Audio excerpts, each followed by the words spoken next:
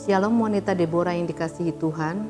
Marilah sebelum kita bersama-sama ingin merenungkan kebenaran firman Tuhan pada hari ini, kita berdoa agar apa yang nanti kita akan pelajari bersama bisa menjadi rema bagi hidup kita.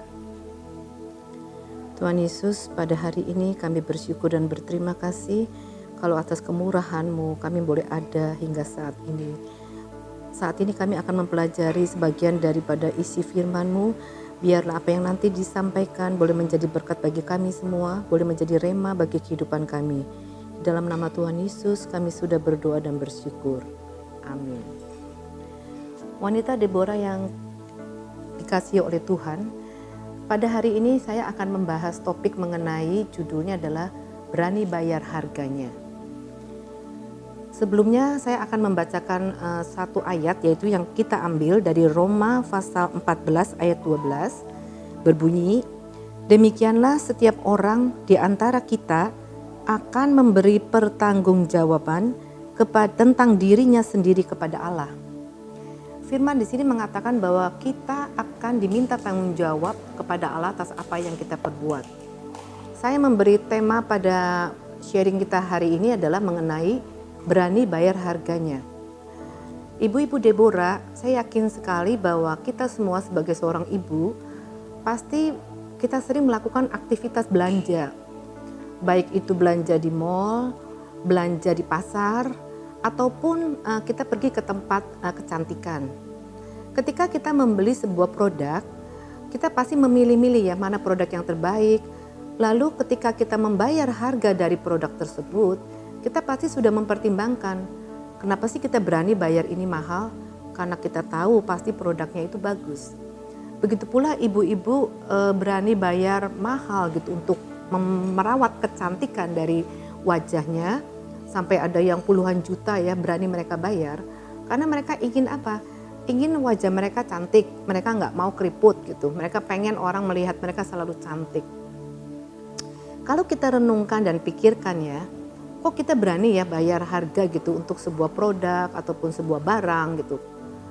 Padahal kalau kita pikir-pikir semua itu akan hilang bersama dengan waktu kan. Seberapapun orang itu ingin mempertahankan kecantikannya, kalau usianya udah 80 ya nggak bisa menghindar toh dari keriput gitu. Kita membeli sebuah barang pasti ada umurnya juga gitu, nggak bisa selamanya barang itu bisa bertahan. Nah, yang saya maksud di sini adalah kalau kita saja berani bayar harga dari sebuah benda-benda yang akan hilang terkena waktu, kenapa ya kita kadang-kala nggak mau berani bayar harga kepada keluarga kita sendiri gitu. Maksudnya apa? Bayar harga di sini adalah apakah kita sebagai seorang ibu sudah mencurahkan perhatian kita yang sungguh-sungguh kepada anak-anak kita. Kadang banyak ya ibu-ibu yang kalau ditanya, kamu sayang nggak sama anak kamu? Ya nggak mungkin dong nggak sayang, pastilah saya sayang sama anak saya. Tapi wujud sayangnya tuh seperti apa, itu yang saya maksud gitu. Apakah kita rela ya berkorban nggak datang ke arisan ibu-ibu misalnya, ke ulang tahun teman Anda, kalau Anda tahu bahwa anak Anda sedang mengalami ataupun menghadapi ujian di sekolahnya. Apakah kita juga memperhatikan makanan mereka, gizi mereka misalnya. Apakah kita memang sungguh-sungguh perhatiannya itu bukan basa-basi ya, yang saya maksud bayar harga di sini adalah benar-benar sungguh-sungguh gitu, bukan basa-basi gitu ya. Apakah kita juga lebih mengutamakan keluarga kita dulu sebelum kita melakukan pelayanan misalnya di gereja? Ya sehingga saya nggak setuju ya misalnya seseorang sangat aktif di pelayanan, tetapi keluarganya sendiri tuh nggak dia perhatiin gitu, anaknya mau makan terserah, anaknya datang sekolah belum juga dilihat pelajarannya juga terserah, nggak mau tahu gitu. Yang penting pokoknya di depan umum saya adalah pelayan gereja yang baik gitu. Atau saya adalah ibu-ibu arisan yang sangat dikagumi oleh teman-teman saya. Nah itu yang saya maksud saudara-saudara. Kita harus berani juga membayar waktu kita untuk keluarga kita. Di samping itu sebagaimana kita tahu bahwa Kristus telah juga rela berkorban, mati di kayu salib. Berani membayar harga untuk menebus semua dosa-dosa kita. Kita juga harus berbalik menyediakan waktu kita bagi Tuhan. Saya tahu di setiap ibu-ibu pasti punya kesibukan ya. Pasti ada yang pagi-pagi harus masak, mempersiapkan untuk anaknya sekolah. Jangan sampai nih ada ibu-ibu yang gak nyiapin anaknya makan pagi loh ya. saya berharap kita benar-benar mencurahkan perhatian kita. Tetapi nggak mungkin dong 24 jam nggak ada waktu untuk Tuhan. Entah pagi, entah siang, atau malam, marilah kita mau juga membayar harga atas penebusan yang Tuhan sudah berikan pada kita. Dengan cara apa? Yang memberikan waktu kita pada Tuhan. Seberapa banyak? Terserah kepada ibu-ibu. Kapan waktunya ibu-ibu memang punya waktu, tapi harus menyediakan waktu buat Tuhan. Percayalah ibu-ibu, ketika kita mau membayar harga dengan memberikan waktu untuk Tuhan, pasti Tuhan akan memberikan jawaban dari setiap persoalan yang mungkin ada pada diri kita. Di samping itu ibu-ibu, sometimes ya, kadangkala ketika kita berdoa, kita selalu meminta berkat. Kita selalu meminta Tuhan instan menjawab doa-doa kita. Saya ingin mengingatkan ya ibu-ibu bahwa kadangkala Tuhan meminta kita melalui proses. Ya seperti Yusuf sebelum dia menjadi Perdana Menteri. Begitu banyak proses yang dia harus lalui dalam kehidupan Yusuf. Dia dijual, dia difitnah oleh istri Potifar. Namun dia mau menjalani semua proses, akhirnya dia menang. Sebagai Perdana Menteri yang sangat dikagumi oleh rakyatnya. Akhirnya dia pun bisa membantu keluarganya. Jadi ibu-ibu percayalah, ketika kita mau menyediakan waktu buat Tuhan, menyediakan waktu buat keluarga kita, memberikan perhatian yang sungguh-sungguh, menjalani semua proses ya. Karena yang namanya manusia, kita pasti pernah berdosa. Kita meminta ampun pada Tuhan. Namun Tuhan juga ingin kita diproses ya. Bisa juga nih kita kena penyakit, Tuhan tidak langsung instan menyembuhkan kita. Tapi Tuhan ingin tahu, apakah kita tuh mau menjalani semuanya dengan proses yang Tuhan izinkan. Saya yakin kalau kita mau melakukan itu dengan sungguh-sungguh, tidak ada kata Tuhan tidak menjawab doa kita. Pasti Tuhan menjawab. Jadi kalau Tuhan belum menjawab doa kita, mari kita mereview apa yang salah dengan kita. Apakah kita selalu bersungut-sungut dan tidak terima dengan proses yang Tuhan berikan. Dan satu lagi ya ibu-ibu, pesan saya seringkali mendapatkan satu masukan ya. Wah, kita harus punya persiapan untuk hari tua. Karena kadangkala anak-anak pasti bisa melupakan kita sebagai orang tuanya. Maaf ya ibu-ibu, saya tidak percaya. Kalau kita mengasihi anak kita dengan sungguh-sungguh, dengan ketulusan, tidak mungkin anak itu tidak mengingat orang tuanya. Itu tidak ada kamusnya ya. Jadi kalau sampai ada anak yang gak mengingat orang tuanya, menurut saya ada yang salah dalam diri dia ketika dia mengasuh atau mendidik anak-anaknya. Karena anak-anak itu bisa merasakan loh ibu-ibu, kita mencintai mereka dengan tulus atau basa-basi itu pasti mereka bisa merasakan ya. Sama seperti ketika ibu berbelanja ya di sebuah toko, pelayan itu memberikan ibu pelayanan yang sungguh-sungguh atau basa-basi, kita kan bisa merasakan kan? Sama dengan keluarga kita ibu-ibu. Mereka pun juga anak-anak bisa merasakan banget apa yang kita berikan pada mereka. Kita tuh tulus enggak sih? Kita sungguh-sungguh enggak sih mau berkorban untuk mereka? Mereka tahu gitu. Ya, jadi pesan kita termasuk untuk diri saya sendiri. Marilah kita sekarang berani membayar harga untuk dua topik. Pertama untuk Tuhan, karena Tuhan sudah bayar harga lunas kita atas dosa-dosa kita. Jadi setiap hari harus ada waktu yang kita luang untuk Tuhan. Yang kedua, sediakan waktu untuk keluarga kita dulu. Yang paling terutama, setelah itu baru untuk orang-orang sekitar kita. Terima kasih Ibu-Ibu Deborah, semoga firman Tuhan kali ini bisa membawa banyak berkat bagi hidup kita sekalian, bisa memberikan kita, mengoreksi diri kita, apakah kita sudah menjadi seorang ibu yang baik bagi keluarga kita. Firman ini juga berlaku bagi saya dan juga bagi Anda semua. Terima kasih, Tuhan Yesus memberkati. Puji Tuhan, Ibu-Ibu Deborah, kita sudah mendengarkan firman Tuhan yang dibawakan oleh Ibu Mei Sanjaya yang juga adik kandung saya sendiri, yang mengatakan bahwa kita harus bayar harga. Ada bagian yang Tuhan lakukan, tapi ada juga yang bagian yang kita lakukan. Jadi kita nggak bisa, oh semuanya Tuhan, nanti Tuhan berkati, nanti Tuhan berkati masa depan anak-anak kita, nanti Tuhan berkati pelayanan kita. Itu hanya satu sisi, tapi sisi lainnya adalah bagian kita. Lakukan bagian kita dengan setia, bayar harga yang harus kita lakukan, dan terimalah proses yang sering kali Tuhan lakukan. Semua untuk kebaikan kita. Tuhan Yesus memberkati. Mari kita mau berdoa dan terima berkat dari Tuhan. Bapa di dalam surga, terima kasih untuk firman Tuhan yang sudah kami dengar. Biarlah firman Tuhan boleh menjadi kekuatan, boleh menjadi pegangan dalam hidup kami.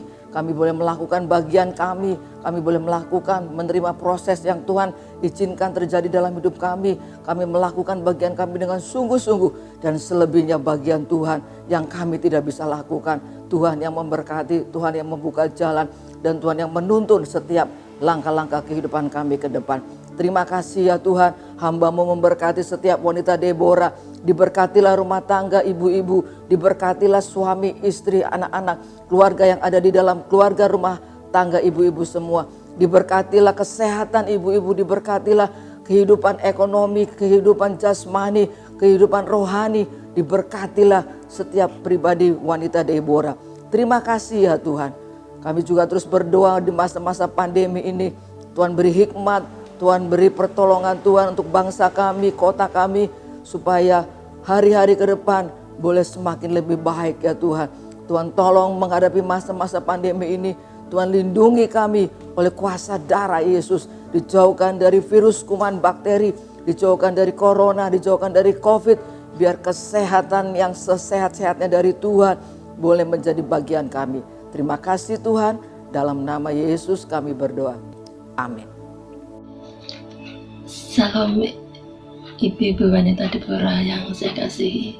Saya menyaksikan betapa anugerah Tuhan luar biasa dalam hidup kami, antara iman, imun, dan melawan COVID yang saya derita.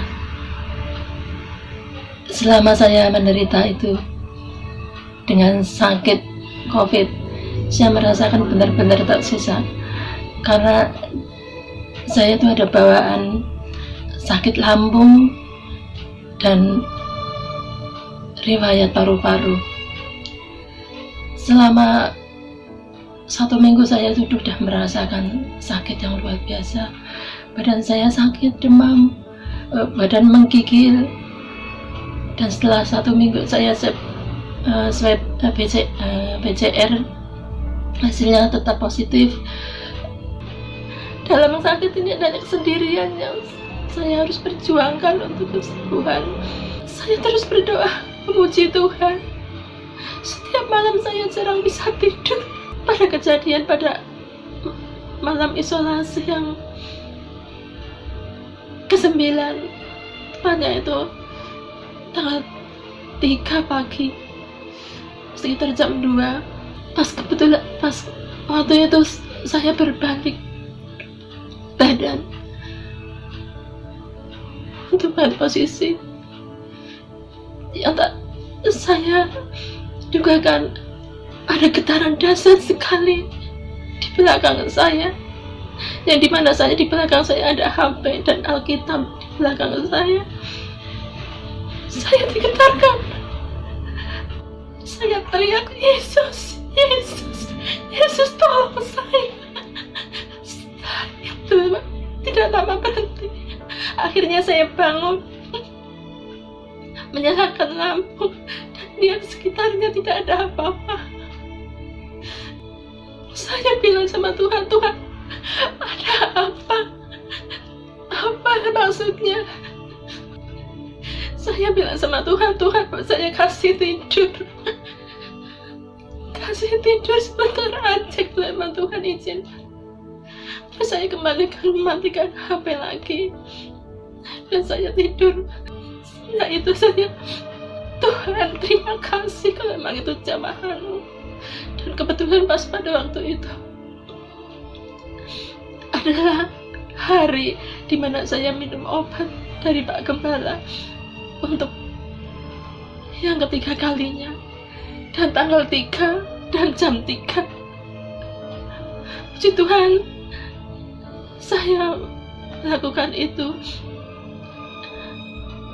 dan sorenya jam 5 saya harus CT scan untuk paru-paru saya. Dan puji Tuhan, juga hasilnya luar biasa, bersih. Tidak ada bercak-bercak dari paru-parunya. Di situ saya tuh mengucap syukur dan luar biasa atas semua yang Tuhan berikan kepada saya pada waktu itu, pada malam itu, pada pagi itu. atau itu mungkin jamahan untuk kesembuhan saya. Saya percaya itu Tuhan memberikan jamahan buat saya. Untuk ini, biarlah semua jadi kesaksian yang luar biasa buat kami dan juga buat jadi berkat dari ibu-ibu atau bapak-bapak yang saudara-saudara yang mengalami sakit COVID seperti saya ini. Dan saya terima kasih untuk Bapak Ibu Gembala yang sangat luar biasa mendoakan buat saya dan obatnya, dan hamba Tuhan Bu Yahya, Bu Lili, dan Bu Ina dan teman-teman yang lain-lainnya. Sungguh terima kasih atas segala supportnya dan doa dan dukungannya. Sebab ini adalah anugerah yang saya terima selama ini dalam menghadapi COVID dengan iman dan imun yang kuat. Puji Tuhan, saat ini saya sudah dalam keadaan baik. Terima kasih Tuhan Yesus. Haleluya. Amin.